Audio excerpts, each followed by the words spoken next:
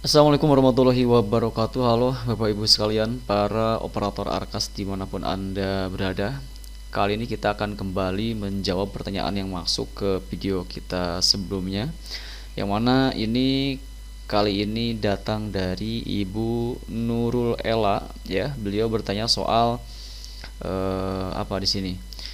Di BKU muncul laporkan minimal 50% dana tahap 2 paling lambat tanggal 31 Agustus.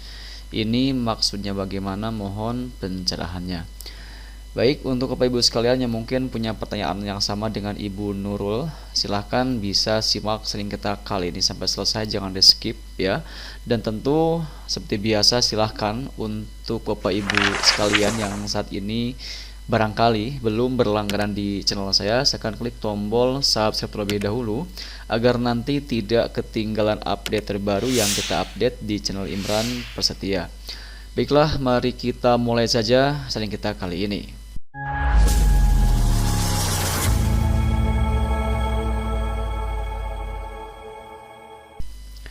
Nah, kita sekarang akan masuk dulu ke aplikasi Arkasnya ya Bapak Ibu sekalian.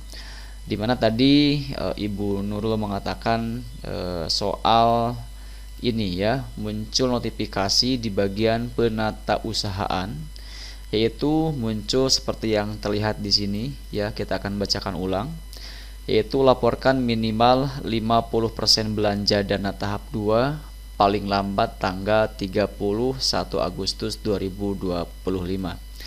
Ini maksudnya bagaimana?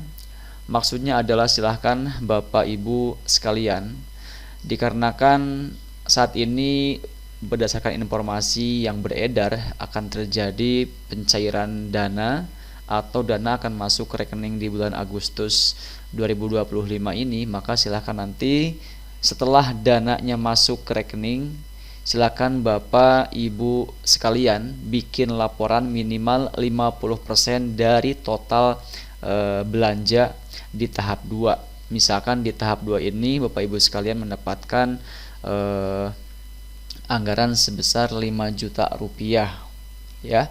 Maka di sini kalau kita melihat dari notifikasi ini, itu artinya dari 5 juta rupiah itu kalau 50%-nya berarti 2.500.000 harus dibuatkan laporannya maksimal tanggal 31 Agustus 2025. Namun kemungkinan yang menjadi pertanyaan adalah tidak semua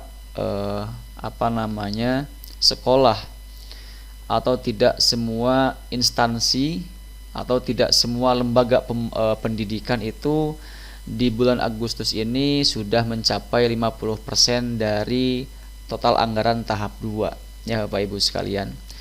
Karena kalau kita melihat, kalau untuk tahap 2 ini terhitung mulai bulan Juli ya, Juli, Agustus sampai Desember itu masuknya tahap 2.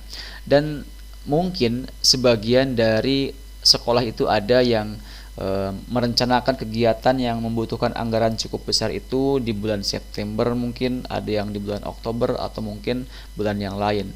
Jadi ini kemungkinan besar ya Bapak Ibu sekalian, sampai bulan Agustus ini akan ada cukup banyak sekolah yang memang belum mencapai 50% untuk belanjanya.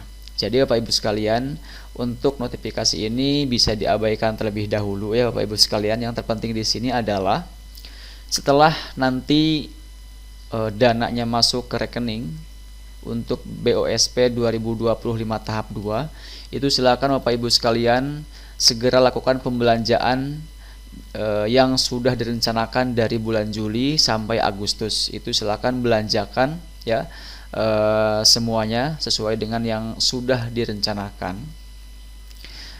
Untuk notifikasi ini nanti kita akan tunggu laporan resminya.